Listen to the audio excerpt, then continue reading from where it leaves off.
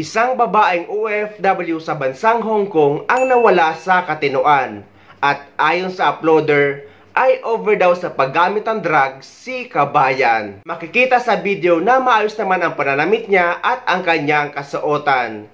Ibig kong sabihin guys ay matutulad siya sa isang babae na elegante. Hindi natin alam ang nangyari kay kabayan at baka biktima siya ng mga lalaki na pinilit lang siyang gumamit ng droga. Pilipina pa yan na.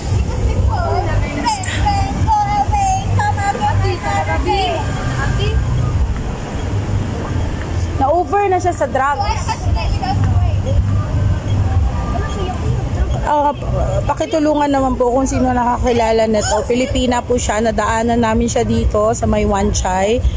Kumakain kami. Nadaanan namin siya. Kawawa naman. Parang nasisiraan na siya ng ulo.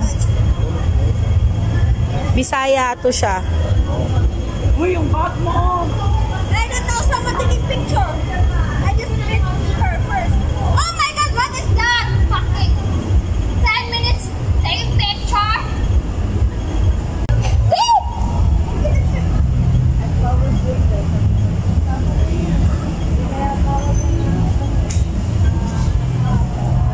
Dalawang gabi na po siyang ganito. So, pakikuha na lang dito para maihatid sa pamilya niya. Kasi pag nakuhuli to ng pulis, kulong to dito sa Hong Kong. Kailangan maiuwi siya. Makontak yung family niya.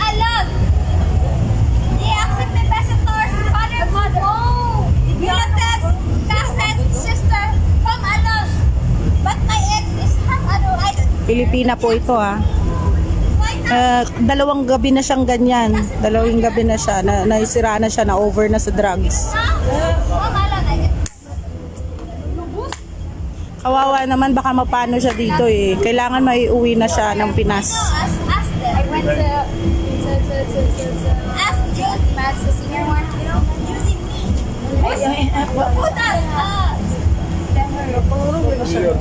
Kuan lagi. Kuan nga, na-over na nga. Kuan siya. Over na siya sa drugs. Yeah, it's very loud. Oh my god.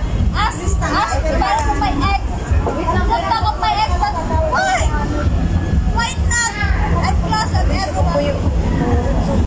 Para sa karagdagang impormasyon ay ilalagay ko ang original video sa description ng video na ito at para siya ang kontakin ng OWA kung kinakailangan na siyang iuwi sa kanyang pamilya sa Pilipinas.